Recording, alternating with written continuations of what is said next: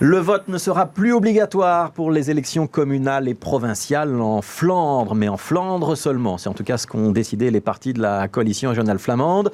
Le vote reste donc obligatoire, en tout cas pour l'instant, en Wallonie et à Bruxelles, même si certaines voix commencent à se faire entendre, notamment au mouvement réformateur, pour envisager la fin du vote obligatoire. Alors, quels sont les avantages et les inconvénients du vote obligatoire ? C'est la question qu'on avait envie de se poser ce midi. On organise donc un face-à-face entre deux politologues. Deux politologues, il y aura au moins 3 avis, non ? C'est une blague de mauvais goût.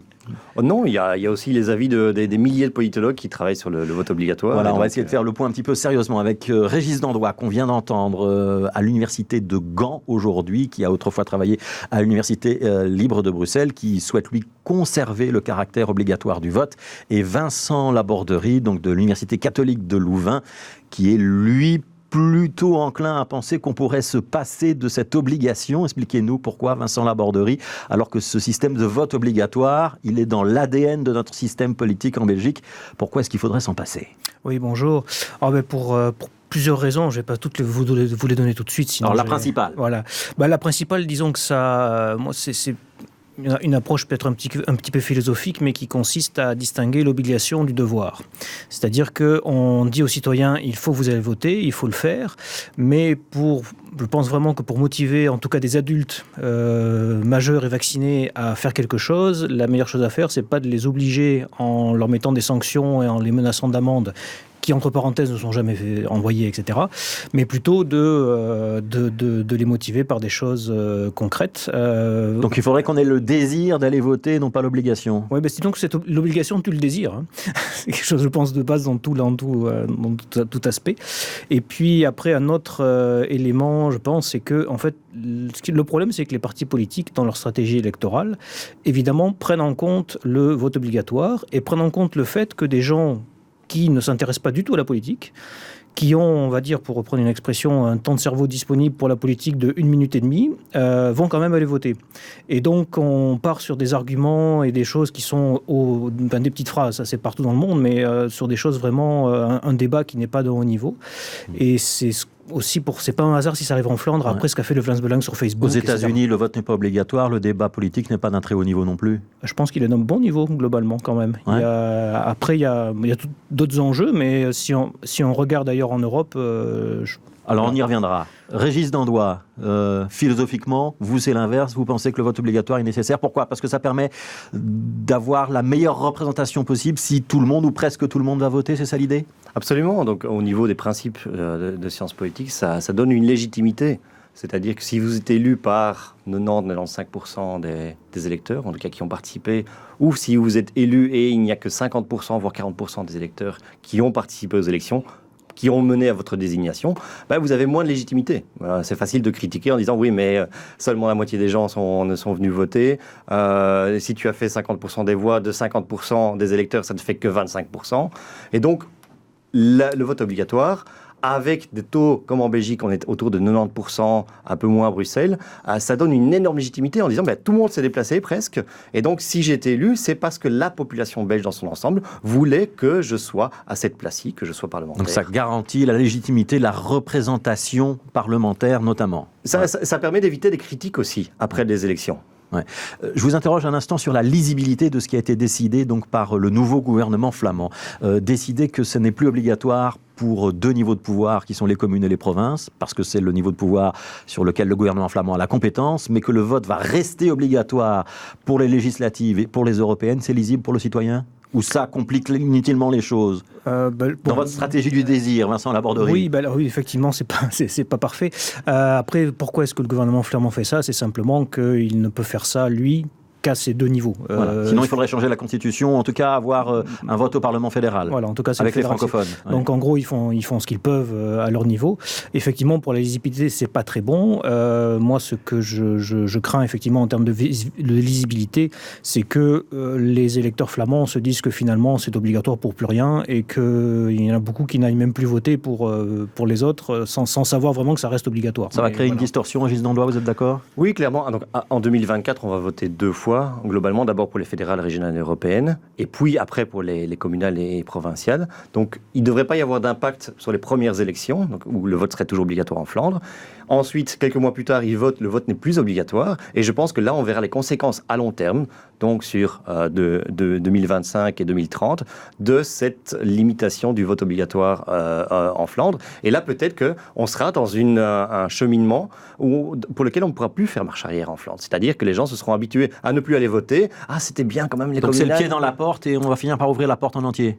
Absolument. Je pense que c'est l'idée aussi de mettre les francophones devant le fait accompli en disant, regardez, en Flandre, la population flamande, on va certainement y avoir plein d'enquêtes après 2024, en disant, la population flamande est contre le vote obligatoire, regardez, et on va essayer petit à petit de convaincre les francophones de eux aussi limiter le vote obligatoire. Alors, on entend tout et son contraire, en tout cas au Café du Commerce. J'entends, le vote obligatoire, ça favorise les extrêmes, parce qu'il y a des gens qui n'ont pas envie d'aller voter, et donc du coup, ils votent pour le parti qui a le discours le plus simpliste, le plus populiste, et donc ça favorise un vote qui ne grandit pas forcément la démocratie. Puis j'entends l'inverse, non, si on était dans un système de vote pas obligatoire, il n'y a que les plus militants qui vont se déplacer, et donc du coup, ça favorise les extrêmes, et le vote obligatoire, ça permet justement que ceux qui s'intéressent que moyennement à la politique, ou qui sont plutôt dans un vote plus consensuel, se déplace aussi, et donc ça renforce un vote plus raisonnable.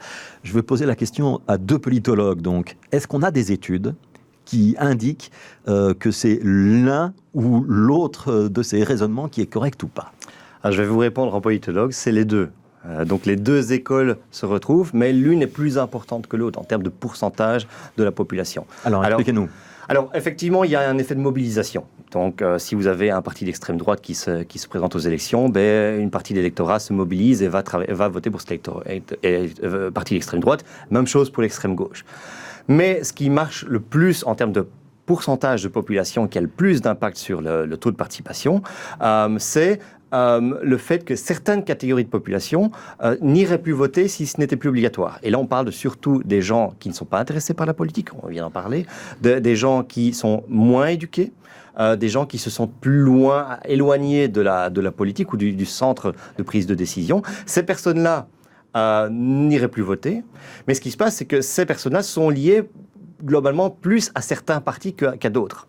Et donc, ce sont des gens qui sont globalement votent plus de gauche, plus pour les partis socialistes. Ce sont des gens qui ont un profil sociodémographique, un capital scolaire moins élevé et donc qui votent aussi. Donc un vote plus populaire, pour leur dire de cette manière-là. Plus populaire, exactement. Et donc ces personnes-là, donc indirectement, ils voteraient moins pour certains partis, mais c'est plus lié à leurs caractéristiques sociodémographiques, donc en termes d'éducation, en termes d'intérêt. Donc les gens qui se sentent un peu abandonnés ou rejetés par le système, pour le dire avec d'autres mots. Exactement. Ouais. Qui sont plus liés à l'un ou l'autre parti. Alors j'ai vu Vincent Laborderie faire non de la tête. Ça dépend. C'est-à-dire qu'on est tout à fait d'accord sur les catégories de population qui iraient moins voter, sauf que de dire que ces catégories de population votent plutôt à gauche, c'est vrai pour la Wallonie, c'est pas vrai pour la Flandre, pour d'autres pays en Europe. En fait, ce sont les catégories populaires qui votent aujourd'hui à l'extrême droite ou à l'extrême gauche. Donc, mais encore une fois, c'est pas des scores faramineux, hein, c'est pas forcément l'essentiel. Mais moi, je voulais juste revenir sur la question de la légitimité, c'est parce que mon collègue disait, voilà, on est légitime parce qu'on est. Est-ce que vraiment, quand on interroge les gens, quand on fait des enquêtes d'opinion, le vote obligatoire et le vote est obligatoire en Belgique, est-ce que les politiques belges sont plus légitimes que ceux dans les pays où le vote n'est pas obligatoire? Alors ceux qui décodent votre accent savent que vous venez de France. Voilà. Et donc en France, le vote n'est pas obligatoire. Vous nous dites un Emmanuel Macron, il est aussi légitime qu'aujourd'hui un Rudy Vervoort, un Elio Di Rupo, un Jan Jambon qui sont au pouvoir dans les régions de Belgique? Bien sûr. Alors ça, c'est encore lié à autre chose. C'est lié au mode de scrutin proportionnel ou majoritaire. C'est-à-dire que le mode de scrutin proportionnel, c'est compliqué de s'identifier avec suite à une négociation, etc. Ouais. Mais globalement, en légitimité, je veux dire, c'est que le problème de la légitimité... Ouais. Est-ce qu'on peut vivre dans un système, quand même, Vincent Laborderie, où il n'y aurait qu'un citoyen sur deux, voire un citoyen sur trois qui serait déplacé pour les élections? Ça, c'est compliqué. Ça, on est d'accord. Mais on n'en est pas là. Mais c'est ce qui se passe en France. On est quand même souvent avec 50% d'abstention sur certaines élections. Non, ça dépend quelles élections. Ça dépend quelles élections. Mais pour les élections importantes, c'est pas le cas. Mais on peut vivre dans un système comme ça. Je veux dire, c'est pas contradictoire. Ce qu'il faut voir, c'est aussi la Belgique est une exception en Europe. Donc c'est pas... on peut vivre dans un autre système. Il y a le Luxembourg, l'Italie, la Grèce, c'est ça, avec le vote obligatoire. L'Italie, c'est fini depuis les années 80. Donc il y a eu pas mal de pays en Europe qui ont eu le vote obligatoire. Donc Italie, Autriche, Pays-Bas, Grèce, jusque récemment Chypre également.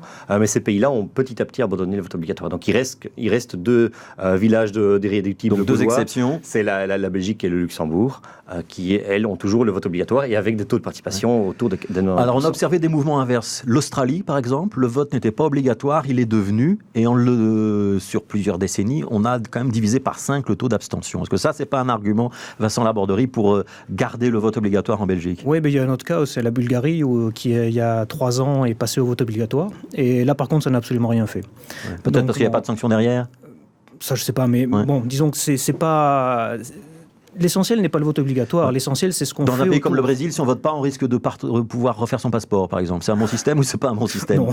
Non, pour vous, non? Pour Régis Dandois? Il y a toute une série de systèmes, je pense que... C'est le problème de la sanction, quand même. Parce que vous avez dit tout à l'heure, on est rarement sanctionné. Alors c'est vrai qu'on sanctionne plutôt les assesseurs quand ils ne se présentent pas, mais les électeurs, on les sanctionne rarement en Belgique. Mais ça dépend de la culture politique et on sanctionne les électeurs en fonction du pays. Et donc dans certains pays d'Amérique latine qui ont le vote obligatoire, on sanctionne avec une amende qui représente quand même un point important pour certaines personnes de devoir payer 20 ou 25 $. Pour d'autres pays, c'est d'accès à certains services publics, à une promotion si vous êtes fonctionnaire, ou à de pouvoir être engagé comme fonctionnaire, comme enseignant dans certains pays, comme c'était le cas par exemple en Italie. Et donc on peut adapter la sanction en fonction aussi de ce qui toucherait le plus l'électeur. Il faudrait vraiment une sanction pour que le vote soit réellement obligatoire? Je pense que... Là, on est dans un système un peu hypocrite. Alors oui, en Belgique, officiellement, il y a une sanction, donc elle n'est pas vraiment appliquée depuis 2003. On continue avec la question du vote obligatoire en disant c'est obligatoire, il faut y aller. Et donc il y a peu d'impact, on le voit en termes de statistiques, donc ça fonctionne bien.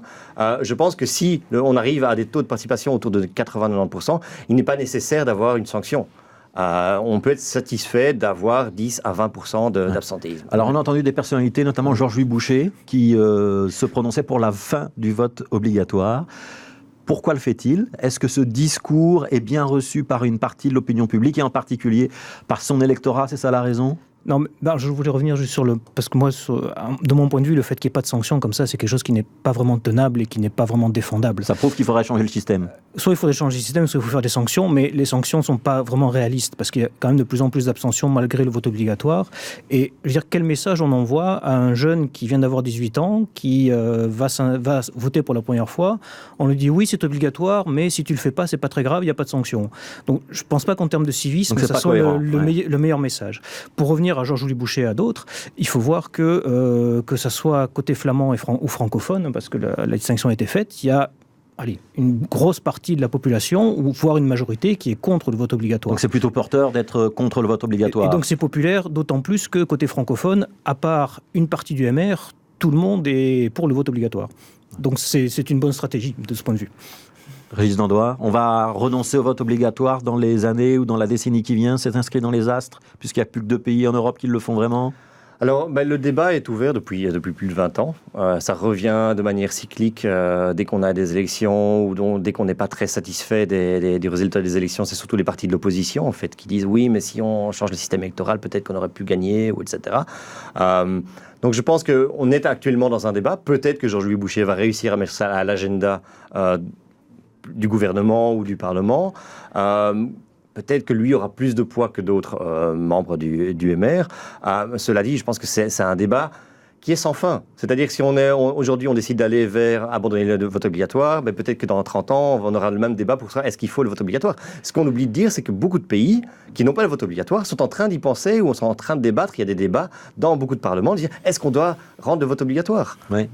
Pronostic, Vincent Laborderie, on va en sortir? En sortir, je ne sais pas, mais ce dont je suis persuadé, c'est que si on en sort, on n'y reviendra plus.